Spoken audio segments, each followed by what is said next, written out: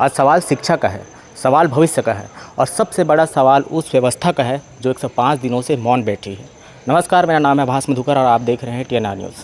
यार नेता टाइप आधा काम मत करो, सब्सक्राइब के साथ बेल आइकॉन भी दबाओ। मेरे साथ मेरे पीछे जो हुजूम देख रहे हैं वो युवा हैं जिनके हाथों में डस्ट और चाक होना था, परंतु सरकार के नाकामी के कारण आज ये सड़क पर बैठे हुए हैं। इनकी डिग्री केवल सड़क में रहने लायक हो गई है। तूता की मिट्टी ये गवाह देती है कि सरकार किस तरह इनसे बर्ताव कर रही है। हम जानने की कोशिश करेंगे कि क्या इनकी व्यथा है। 105 दिन हो चुके हैं, हम जानने की कोशिश करते हैं कैसी स्थिति है। 105 दिन हो गए, बहुत गंभीर स्थिति है भैया। क्या है, इतने दिनों हो गए, 105 दिवस हो गए और सरकार की तरफ से अभी तक से कोई भी प्रतिनिधि मंडल नहीं आए हैं। हम सरकार पर हमारे जो संज्ञान लेने के लिए इतने सारे गतिविधि किए हैं। कभी चाय बेचे हैं, कभी कैंडल मार्च निकाले, कभी भीख मांगे हैं, तो कभी हम लोग घुटने पर चले हुए हैं, तो कभी लेट कर चले हुए हैं।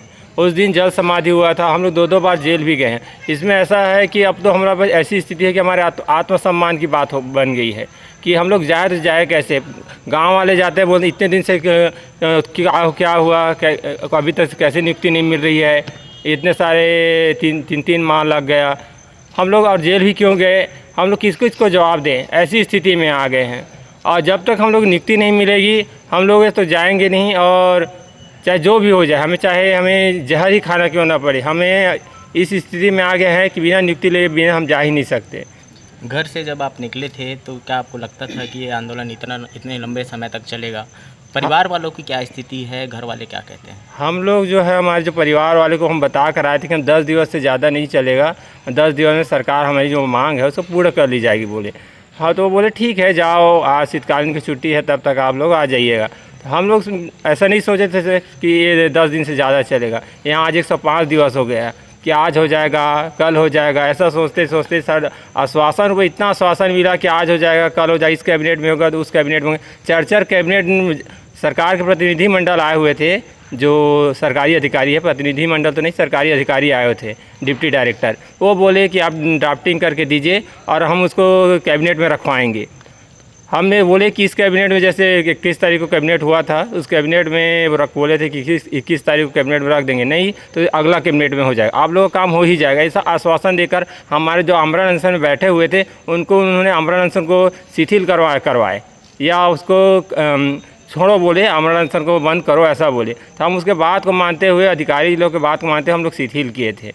परंतु अभी तक 4 कैबिनेट निकल गया, विधानसभा सत्र निकल गया, परंतु हमारे विषय पर कोई ऐसी बात तो ही है बोलते हैं, परंतु इतना है कि हमारे संज्ञान में नहीं आए कि वास्तविक में हम कौन से क्या है, कैसे है, कब तक होगा, इसके बारे में कोई डेट फिक्स नहीं बता रहे हैं।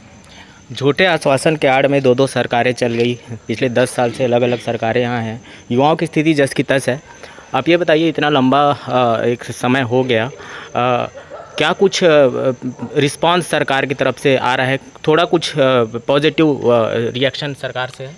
जी भैया, सरकार में हमारा शिक्षा मंत्री गजेंद्र यादव जी बोलते हैं कि आप लोगों का काम, आप लोगों का जो मुद्दा है वो संज्ञान में है करके आश्वासन ऊपर आश्वासन देते हैं। इतना आश्वासन दिए हैं कि पूरा जितना दिन हम लोगों का बैठा है उससे 10 गुना ज़्यादा आश्वासन दे चुके हैं वो लोग। लेकिन हम लोगों को लिखित में हम लोगों को आदेश चाहिए और नियुक्ति पत्र तो हम लोग लेकर ही रहेंगे। ये आंदोलन अब एक नया रुख ले चुका है। क्या ये रोजगार का विषय है कि आत्मसम्मान का विषय है? यह आंदोलन हमारे लिए रोजगार और आत्मसम्मान दोनों के लिए है, क्योंकि हम जब से नोटिफिकेशन निकला है तब से हम यहाँ आंदोलन करते आ रहे हैं। क्योंकि आज के डेट में ऐसा हो गया है, नोटिफिकेशन निकालो तो आंदोलन करो, रिजल्ट निकालो तो आंदोलन करो, नियुक्ति लो तो आंदोलन करो। मतलब हो क्या रहा है छत्तीसगढ़ में ऐसा दयनीय स्थिति हो गया है कि रोज़गार पाना किसी के लिए बहुत मुश्किल हो गया है। और हम ऐसे सिचुएशन में आए हैं कि हमारे लिए अभी कुछ नहीं है। हम एक गरीब परिवार से आते हैं, किसानी क्षेत्र से आते हैं, हम सभी किसान के भी बेटे हैं, लेकिन हमारे लिए हम रोज़गार और आत्मसम्मान बहुत बड़ी बात हो गई है। जैसे 24 दिसंबर से हम बैठे हैं यहाँ, अगर हम घर में बिना कुछ मान के चल बिना नियुक्ति लिए जाएंगे तो ये हमारे आत्मसम्मान के लिए बहुत काला धब्बा पड़ जाएगा। इसलिए मैं ये कहता हूँ कि यह आंदोलन हमारे लिए आत्मसम्मान और रोज़गार दोनों के लिए है। मैं सरकार से सिर्फ एक लाइन में ऐसा बोलना चाहता हूँ, जो वादा किया था उसको निभाना होगा, युवाओं का हक दिलाना होगा। जो वादा किया था उसको दिलाना होगा, जो वादा किया था उसको निभाना होगा, युवाओं का हक दिलाना होगा। यूँ ही मांग अब बढ़ती जाएगी और डीएड अभ्यर्थियों की आवाज़ हर गली मोहल्ले में गूंजती जाएगी। ऐसे ही मैं कहना चाहता हूँ कि हमारी मांग ना पूरी छत्तीसगढ़ में गूंजती ही जाएगी, क्योंकि हम प्रतिदिन मीडिया बैठ होता है, पेपर में रोज छपता है, तो हर गली मोहल्ले में यह सरकार की जो नाकामी हो रहा है, ये नाकामी नहीं बोलूँगा क्योंकि यह सरकार की कोई गलती नहीं, ये गलती है तो सिर्फ ये प्रशासन की है, शासन की नहीं है, प्रशासन की है, मतलब विभाग की है। विभाग ने जो गलती किया है उसकी भुगतना हम भुगत रहे और सरकार के ऊपर दबाव बढ़ रहा है। सरकार आंदोलनकारियों को चुप कराने के लिए साम दाम दंड भेद अपना रही है। वर्तमान में शेष अभ्यर्थी को एक झूठे आरोप में गिरफ्तार कर लिया गया है। क्या आप लोगों को डर नहीं लगता? जी, हम लोग यहाँ पे अपने 2300 भर्ती की नियुक्ति को लेकर हम लोग यह प्रण लेके आए कि जब तक नियुक्ति नहीं मिलेगी तब तक हम लोग यहाँ से नहीं जाएंगे।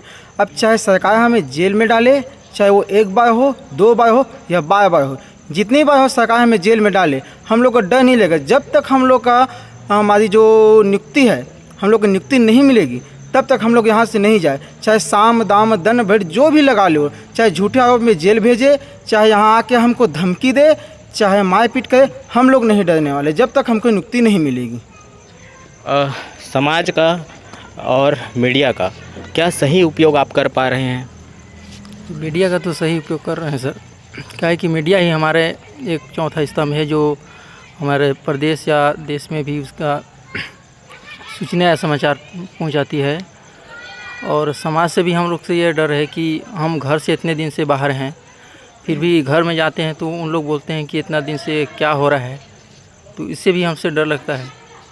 क्योंकि हम भी यहाँ से मतलब जब तक नियुक्ति लेके नहीं जाएंगे तो घर में अगर इसे ही खाली हाथ जाएंगे तो वहाँ भी बोलते हैं कि इतना दिन तक रहे तो क्या हुआ, कुछ हो रहा है कि नहीं। कौन से क्षेत्र से हैं आप? मैं तो सूरजपुर सरगुजा संभाग से हूँ। सरगुजा संभाग जी। सरगुजा संभाग से सांसद से बात हुआ आपका? जी हुआ था। क्या कहना था उनका? उनका बस कहना कि बस करेंगे बस आश्वासन पर देते हैं, बस कुछ बात बाकी कुछ नहीं होता है। जी। क्या कुछ कठिनाइयों का सामना करना पड़ रहा है? 105 दिन हो गए सर, अब 105 दिन से हम लोग यहाँ पर अनशन में बैठे हुए हैं और बहुत सारी कठिनाइयों का सामना करना पड़ा है। अभी कुछ दिन पहले बहुत ज़्यादा बारिश हुआ था, तो यहाँ पे रहने को देख रहे हैं, अगल बगल में पूरा कीड़ा मकोड़ा जानवर के भी और सांप बिच्छू का भी खतरा है। फिर भी हम यहाँ पे ये हरा वाला कारपेट जो है आधे बिछा करके आधे को ओढ़ करके बैठे थे। और हमारे कई साथी जो है, बहुत सारे साथी हैं, 2 बार जेल से भी आ चुके हैं और अभी बहुत सारी दिक्कतें हैं। अभी हम लोग कुछ दिन पहले यहाँ पे जल समाधि भी लिए थे, दंडवत प्रणाम भी किए थे, घुटनों के बल चलकर भी सरकार से अपनी मांगे जो है पहुँचाने का प्रयास कर रहे हैं। फिर भी सरकार की तरफ से हमें कोई भी आश्वासन बस मिल रहा है, लेकिन कोई लिखित हमको वो नहीं दिया जा रहा है कि आपके काम जो है जल्दी से हो जाएगा करके। क्या आपको लगता है कि आने वाले चुनाव में आपकी समस्याओं को याद किया जाएगा, इस आंदोलन को याद किया जाएगा? निश्चित रूप से सर, अभी जैसा कि हम लोग का ये तो एक रिकॉर्ड ही हो गया है सब्जी आमरण अनशन इतना लंबा जो चल रहा है हम लोग का। और इसमें क्या है सर, आने वाले समय का तो पता नहीं, लेकिन अभी जो जैसी स्थिति चल रही है कि सरकार से हम अभी तक जो है दंडवत कर रहे हैं, मतलब विनम्रता के साथ जो वो कर रहे हैं, उसके बाद भी जो है सरकार हम लोग के ऊपर ध्यान दे नहीं रही। अगर ऐसे ही चलता रहा तो सर भविष्य में तो गवर्नमेंट के लिए मुश्किल हो ही जाएगा। लेकिन हम लोग को फ़िलहाल ये है कि हमारी जो मांग है सर 2300 पदों में भर्ती के लिए, उसमें भी सर देखिए 1600 पोस्ट जो है आदिवासियों का ही है, और वो भी बस्तर और सरगुजा के लिए पोस्ट आया हुआ है। आप वहाँ टीचर ही नहीं भेजेंगे तो वहाँ के बच्चे पढ़ेंगे कैसे, वहाँ पे आगे कैसे बढ़ेंगे? और ये सब चीज़ें जो हैं, अब सरकार जो अपने सीएम है सर वो भी आदिवासी हैं, ये सब चीज़ों के बारे में सोचना चाहिए सर, ताकि उधर जो दूरांचल क्षेत्र है वहाँ भी बच्चे पढ़े और हम लोग को भी हमारा रोज़गार मिले, हम लोग भी जो है शिक्षा के क्षेत्र में आगे जाएँ और अपने प्रदेश का विकास कर पाएँ सर। 105 दिन हो गए हैं, सरकार इनकी बातें सुने ना सुने, लेकिन छत्तीसगढ़ की जनता ज़रूर सुन रही है। लोगों से अनुरोध है कि इनके साथ जुड़े, इनका समर्थन करें और सरकार से सवाल करें। नमस्कार। शिक्षा मंत्री